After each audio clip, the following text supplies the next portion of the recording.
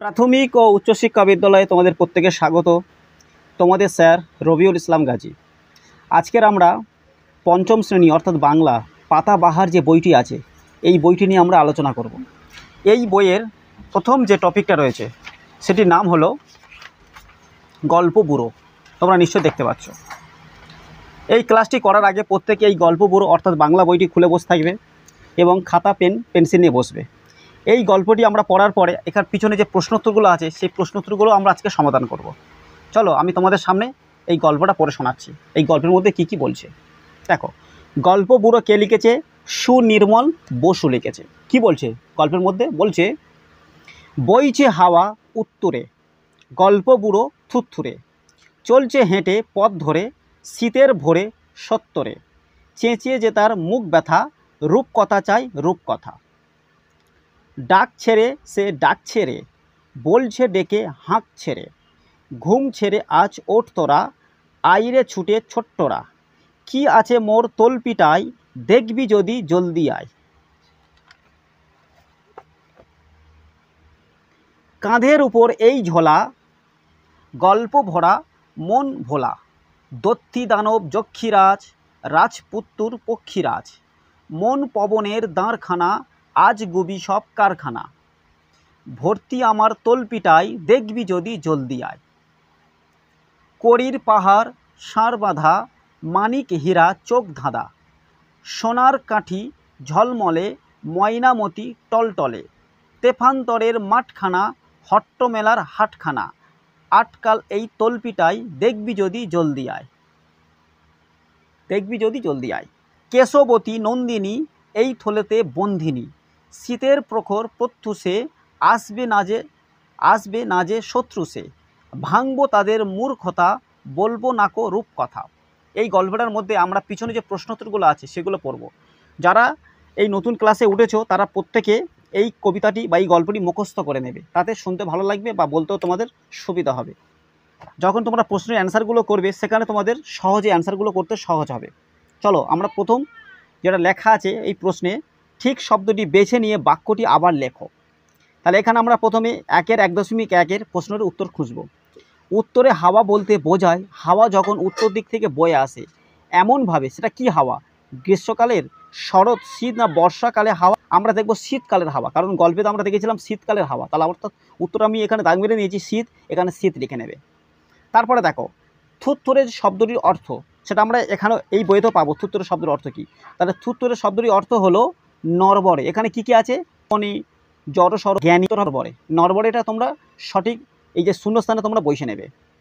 তারপরে দেখো কি আছে, রূপকথার গল্পে যেটি থাকে না। রূপকথার গল্পে কি থাকে না? দত্তিদানো, পক্ষীরাজ, রাজপুত্তুর না উড়োজাহাজ?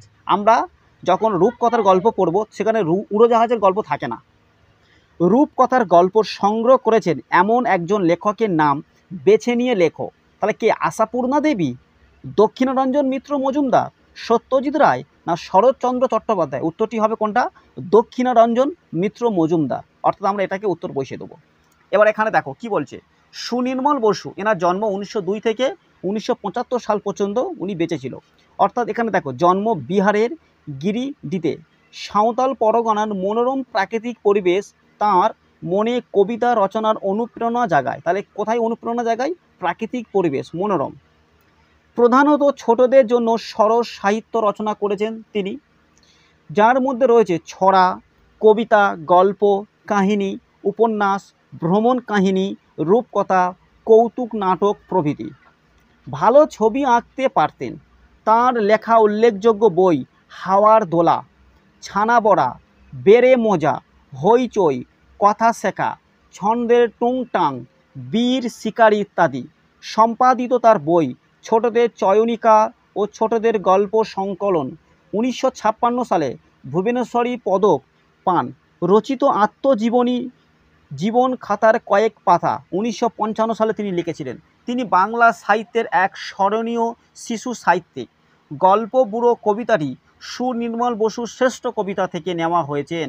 তাহলে এটা আমরা পড়লাম। এটা থেকে বেশ কিছু দুটো প্রশ্ন করেছে, সেই প্রশ্ন দুটো উত্তর আমরা খুঁজব। দেখো এখানে বলছি লেখালেখি ছাড়াও সুনির্মল বসু আর কোন কাজ ভালো পারতেন? তিনি ভালো ছবি আঁকতে পারতেন। দেখো এখানে আমরা পড়েছি তিনি কি করতে পারতেন? ভালো ছবি আঁকতে পারতেন। খুব ভালো কথা। তারপরে কি আছে দেখো, তাঁর লেখা দুটি বইয়ের নাম।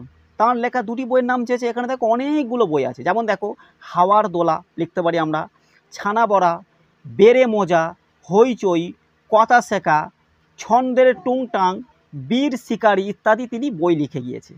তাহলে এই দুটি অ্যান্সার আমরা পেয়ে গেলাম এইটুকু পড়ে। এখন আমরা দেখব নিচে এলোমেলো বর্ণগুলি সাজিয়ে শব্দ তৈরি করো। যেমন দেখো এখানে দেখো এই যে শব্দটা আছে, এই শব্দটার পুরো নাম হলো রূপকথা। আমরা সাজালে কি হবে? রূপকথা হবে। যেমন এখানে দেখো কি আছে? রাজপুত্তর, এটা পক্ষীরাজ, এটা কি আছে? বন, এটা আজগুবি। মন আমরা পবন। একটা দুটো তিনটে চারটে পাঁচটার এলোমেলো শব্দগুলো সঠিকভাবে সাজিয়ে নিলাম। এখন আমরা চারেরটা দেখব। অন্তর্মিল আছে এমন 5 জোড়া শব্দ কবিতা থেকে খুঁজে নিয়ে লেখো। একটি করে দেওয়া হলো। যেমন দেখো বাঁধা ও ধাঁধা, এইরকম আমরা শব্দগুলো খুঁজতে হবে। তো দেখি আসি আমরা কবিতা থেকে কি কি পেয়েছিলাম। আমি আগে থেকে দাগ মেরে রেখেছি, দেখো এটা লক্ষ্য করো কি কি আছে। যক্ষীরাজ আর পক্ষীরাজ, দেখো একই রকম সূত্র লাগছে না? দেখো দাঁড়খানা কারখানা, এই দুটো আমরা দেখলাম। তারপরে নিচে চলে আসি আমরা, নন্দিনী আর বন্দিনী। এবং তোমরা আরও খুঁজে দেখো কোথায় কি আছে, যেটা পাবে সেটা কমেন্টের মাধ্যমে অবশ্যই আমাকে তোমরা জানিয়ে দিও। এইবার দেখো আমরা কি পড়ছি এখানে, বাক্য বাড়াও। 5-এরটা দেখো কি লেখা আছে। শীতকালে হাওয়া বইছে, কেমন হাওয়া? উত্তরে একটা করে দিয়েছে, শীতকালে উত্তরে হাওয়া বইছে। গল্প বুড়ো ডাকছে, কেমন বুড়ো? থুতথুরে বুড়ো। তাহলে কেমন বুড়ো? থুতথুরে। তারপরে দেখো তার প্রশ্নের উত্তরটা আমরা এখানে করব। গল্প বুড়োর মুখ ব্যথা, মুখ ব্যথা কেন? কারণ তিনি চেঁচিয়ে চেঁচিয়ে তার মুখটা ব্যথা করে দিয়েছিল। কী হবে? চেঁচিয়ে চেঁচিয়ে। গল্প বুড়োর ঝোলা আছে, কোথায় ঝোলা? কাঁধের উপরে ঝোলা আছে, যেটা আমরা কবিতা থেকে পেয়েছি বা গল্প থেকে পেয়েছি। দেখবি যদি আয়, কিভাবে আসবে? জলদি আয় মানে তাড়াতাড়ি আয়। এবার শব্দার্থগুলোর মানও প্রত্যেকে আমাদের জানতে হবে, কারণ পরীক্ষায় আমাদের বিভিন্ন শব্দার্থ দিয়ে দেয়, সেই শব্দার্থগুলো এখান থেকে আমরা পড়ে নেব। দেখো উত্তরে মানে কি? উত্তর দিক থেকে বয়ে আসা। থুতথুরে মানে নড়বড়ে। সত্তরে মানে জলদি বা দ্রুত বা তাড়াতাড়ি। তারপরে দেখো এখানে আছে রূপকথা। রূপকথার অর্থ কি? কাল্পনিক গল্প। হাঁক মানে জোরে ডাক। তল্পি মানে ঝোলা অর্থাৎ থলে। আজগুবি মানে অদ্ভুত। সার বাঁধা পরপর সাজানো। চোখ ধাঁধা, যা দৃষ্টিকে ধাঁধিয়ে দেয়। নন্দিনী মেয়ে অথবা কন্যা। প্রখর তীব্র মানে ভোর। ঝলমলে অর্থাৎ উজ্জ্বল। অর্থাৎ এখান থেকে আমরা শব্দার্থগুলো পড়ে নিলাম, এটা মুখস্থ প্রত্যেকে করে নেবে। দেখো 6-টা, কয়ের সঙ্গে ক্ষয়ের স্তম্ভ মিলিয়ে লেখো। তাহলে কি আছে প্রথমে দেখো কয়ের, দেখো প্রথমটা আছে তল্পি। তাহলে তল্পির এর মধ্যে কোন অ্যান্সারটি হবে সেটা আমাদের কি করতে হবে? মেলাতে হবে। তাহলে তল্পির সাথে আমরা দেখতে পাচ্ছি এখানে ঝোলা আছে, তাহলে তল্পির উত্তরটা কি হবে? ঝোলা। রূপকথা, রূপকথার সাথে কাল্পনিক গল্পের মিল আছে, এর সাথে এটা মিলে যাবে। ভোরে, ভোরে কি হয়? ভোরে মানে বিহানি, বিহানিকে বলা হয় ভোর। পবন, পবন মানে বাতাস, পবনটাকে আমরা বাতাস করব। সত্তর মানে দ্রুত তাড়াতাড়ি। অর্থাৎ আমরা কয়ের সঙ্গে খটা মিলিয়ে আমরা দেখলাম, এটা প্রত্যেকে কিন্তু মুখ করবে আর কোনটা উত্তর। তারপরে দেখো 7-এরটা কি? 7-এরটা বলছে ডাক ছেড়ে শব্দ জোড়ার মধ্যে কি পার্থক্য তা দুটি বাক্য রচনা করে দেখাও। যেমন দেখো এটা করে দিয়েছে, বাছুরটি ডাক ছেড়ে, আলোকে শোনো, বাছুরটি ডাক ছেড়ে মাকে ডাক ছেড়ে। তাহলে এই দুটি শব্দের মধ্যে একটা বাক্য রচনা করে দেখানো হলো। তোমরা নিজেরা করে দেখবে কি পাচ্ছ, সেটা আমার কমেন্টের মাধ্যমে তোমরা জানিয়ে দিও, তাহলে বুঝবো তোমরা পড়াটা ঠিকঠাক করছো বা আমার পড়াগুলো ঠিকঠাক শুনছো। শব্দ ঝুড়ি থেকে বিশেষ্য ও বিশেষণ আলাদা করে লেখো। বিশেষ্য বলতে নাম বোঝাবে, যাকে ইংলিশ থেকে নাউন বলবো, আর বিশেষণ যাকে ইংলিশ থেকে অ্যাডজেক্টিভ বলবো। বিশেষ্য মানে নাম বোঝাবে, যেটা ব্যক্তির নাম হোক, কোনো বস্তুর নাম, কোনো জায়গার নাম, তাকে বিশেষ্য বলবো। আর বিশেষণ মানে কোনো গুণগত বোঝাবে, গুণ অথবা তার মধ্যে গুণ থাকবে, ভালো মন্দ, এইগুলোকে বোঝাবে বিশেষণ। যখন এখানে উত্তরগুলো দেওয়া আছে, দেখো আমি এখানে করে নিয়েছি। দেখো যেটা বিশেষণ হবে সেটাকে আমি গোল দিয়েছি এখানে, আর যেটা বিশেষ্য হবে সেটাকে আন্ডারলাইন করে দিয়েছি। তো দেখো উত্তরে একটা বিশেষণ, অর্থাৎ আমরা এই জায়গাটা বসাবো। দেখো থুতথুরে, এটা একটা বিশেষণ, আমরা সেটা এখানে বসাবো। তল্পি, দেখো এখানে কি আছে? তল্পি, তল্পিটা কি আছে? নাম অর্থাৎ বিশেষ্য, এই ঘরে বসাবো। ঝোলা একটা নাম বোঝাচ্ছে, আমরা এখানে বসাবো। জলদি মানে তাড়াতাড়ি আসতে বলছে, সেটা হচ্ছে কি বিশেষণ হবে। আজগুবিটাও বিশেষণ, সত্তর মানে তাড়াতাড়ি, এটাও বিশেষণ হবে। শীত অর্থাৎ নাম বোঝাচ্ছে, এটা বিশেষ্য ঘরে বসাবো আমরা। রাজপুত্তুর এটাও একটা নাম, এটা আমরা বিশেষ্য ঘরে বসাবো।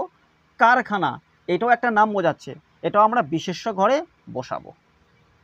তারপরে দেখো পক্ষীরাজের মতন এই যে শব্দ আছে কিয়মধ্যাংশ রয়েছে, এমন 5টি শব্দ তৈরি করতে বলেছে। যেমন আমরা বলতে পারি যক্ষী, পরীক্ষা, ক্ষীর, দীক্ষা, ইক্ষা, অক্ষর, এরকম আমরা শব্দ লিখতে পারি। আবার বলছি, তোমরা লিখতে পারো দীক্ষা, ক্ষীর, অক্ষর, যক্ষী, তারপরে তোমার পরীক্ষা, এইরকম 5টি শব্দ তোমরা লিখতে পারবে এবং তোমাদের জানা মতে তোমরাও শব্দ দিতে পারো এই গল্পের ছাড়াও। ক্রিয়ার নিচে দাগ দাও, দেখো লক্ষ্য করো কি বলেছে এখানে, ক্রিয়ার নিচে দাগ দাও। এর মধ্যে ক্রিয়া কোনটা? 10.1 বইছে হাওয়া উত্তরে, এর মধ্যে ক্রিয়া কোনটা? বইছেটা, কারণ বহাটা হলো ক্রিয়া, ক্রিয়া মানে কাজ বোঝায়, যেটা কাজ হয় তাকে আমরা ক্রিয়া বলবো। তাহলে দেখো ডাক ছেড়ে, সে ডাক ছেড়ে, এখানে দেখো কাজ কোনটা হচ্ছে? ডাক ছেড়ে, মানে ডাকাটা কাজ। আইরে ছুটে ছোট্টরা, কে ছুটে আসবে? ছুটেটা, দেখো এটা কি? এটা ক্রিয়া। দেখবি যদি জলদি আয়, তা আসার কাজটা কে করছে? আয়, জলদি আয় মানে ক্রিয়া হচ্ছে কি আয়। চেঁচিয়ে যে তার মুখ ব্যথা, এখানে কাজ কোনটি হচ্ছে? চেঁচিয়ে, চেঁচানোটা হলো কাজ। অর্থাৎ আমরা ক্রিয়ার নিচে দাগ আমরা প্রত্যেকটা দিয়ে দিলাম, প্রত্যেকটা মুখস্থ করে নেবে তোমরা। তারপরে দেখো কি বলছে এখানে, এখানে বলছে তোমার দৃষ্টিতে গল্প বুড়োর সাজ পোশাকটি কেমন হবে তা একটি ছবিতে আঁকো। যারা ছবি আঁকতে পারো তারা আঁকবে, যদি আঁকতে না পারো কোনো যায় আসে না, কিন্তু মুখস্থ করে নিও এইগুলো। এগুলো আঁকলে কি হবে? তোমাদের সৃজনশীলতা বাড়বে, যে কেমন করে তোমরা আঁকছো, বা গল্প বুড়োর যে সাজ সরঞ্জাম সেগুলো দেখে দেখে তোমরা একটা মনের মধ্যে একটা কল্পনা করে সেটা ছবির মধ্যে সেটা প্রকাশ করো। 12 দাগে কি বলছে দেখো, নিচের প্রশ্নগুলির উত্তর নিজের ভাষায় লেখো। দেখো আমি যেটা বলছি তোমরা এরকম না লিখে অন্যভাবে লিখতে পারো, আমি যেটা বলে দেবো সেটাই লিখতে হবে তা নয়, আমি জাস্ট বোঝানোর জন্য আমি বলে দিচ্ছি, তোমরা এটাকে অন্যভাবে লিখতে পারো। তো দেখো আমরা এখানে কি বলছি, 12.1 কি বলছে? গল্প বুড়ো কখন গল্প শোনাতে আসে। তাহলে এখানে কি বলছে? গল্প বুড়ো কখন গল্প শোনাতে আসে। দেখো এর উত্তরে তোমরা লিখতে পারো, শীতকালে ভোরবেলায় যখন ওর দিক থেকে ঠান্ডা হাওয়া বয়, ছোটরা সব ঘুমিয়ে থাকে, তখন তখন গল্প বুড়ো কী করে? তাদের ঘুম থেকে ডেকে তুলে গল্প শোনাতে আসে। যেমন এটা আমি একটা লিখে নিলাম। অর্থাৎ তোমরা এটা নিজের ভাষায় লেখার চেষ্টা করবে। তারপরে কি বলেছে, গল্প বুড়োর ঝোলায় কি কি ধরনের গল্প রয়েছে আমরা জানি, যক্ষীরাজ, পক্ষীরাজ, এই ধরনের গল্প আমরা সেটা লিখে, যেমন রাজপুত্রের গল্প, চোখ বাঁধানো হীরে মানিকের গল্প, অথবা ময়নামতির, তেপান্তরের মাঠ, হট্টমেলার হাট, এইগুলো আছে, তোমরা এটা লিখে নেবে, নিজেরা লিখবে এটা। গল্প বুড়ো শীতকালের ভোরে ছোটদের কিভাবে ঘুম থেকে ওঠাতে চায়, কিভাবে? যেমন গল্প বুড়ো শীতকালে বিভিন্ন ছোটদের উদ্দেশ্য করে চেঁচিয়ে চেঁচিয়ে তারা ঝোলায় দৈত্য, দানব, যক্ষীরাজ, পক্ষীরাজ, রাজপুত্রের চোখ ধাঁধানো, হিরে মণিকের ও বিভিন্ন ধরনের মন ভোলানো কাল্পনিক রূপ গল্প বলে ছোট ছোট বাচ্চাকে ঘুম ওঠাতে চায়। এটা তোমরা নিজ ভাষায় এটা লেখার চেষ্টা করবে। রূপকথার কোন বিষয় কবিতাটিতে রয়েছে? আমরা দেখেছি কি কি আছে, যেমন রূপকথা, দৈত্য, দানব, যক্ষীরাজ, পক্ষীরাজ, রাজপুত্র, এইসব গল্প, এইসব নাম এই গল্পে রয়েছে। তারপরটা দেখো, গল্প বুড়ো কাদের তার গল্প শোনাবে না। গল্প বুড়ো কাদের গল্প শোনাবে না, এটা ভালো করে কথাটা বোঝার চেষ্টা। তাহলে এখানে কাদের গল্প শোনাবে না? গল্প বুড়ো বলেছে যারা শীতকালের ভোরে তার ডাক শুনে ঘুম থেকে উঠে দ্রুত তার কাছে রূপকথার গল্প শুনতে আসবে না, তারা সব শত্রু এবং মূর্খ, তাদের গল্প বুড়ো গল্প শোনাবে না। তাহলে আমরা দেখলাম এখানে এই কবিতাটির মধ্যে কি কি প্রশ্নগুলো আছে, সেই প্রশ্নগুলো উত্তর আমরা সবটা ঠিকঠাক মতন করে নিলাম। তোমাদের ভালো লাগলে অবশ্যই সেটা কমেন্টের মাধ্যমে জানিয়ে দিও, এটাকে লাইক অবশ্যই করো, আর অন্যের সাথে এটা শেয়ার করো। আর যদি নতুন হয়ে থাকো এটাকে সাবস্ক্রাইব করে নিও, আর পাশের বেল আইকনে ক্লিক করে দিও, তাহলে নতুন ভিডিও যখন করব তোমাদের কাছে পৌঁছে যাবে। এই বলে আজকের এই ক্লাসটি এই পর্যন্ত সমাপ্ত করলাম।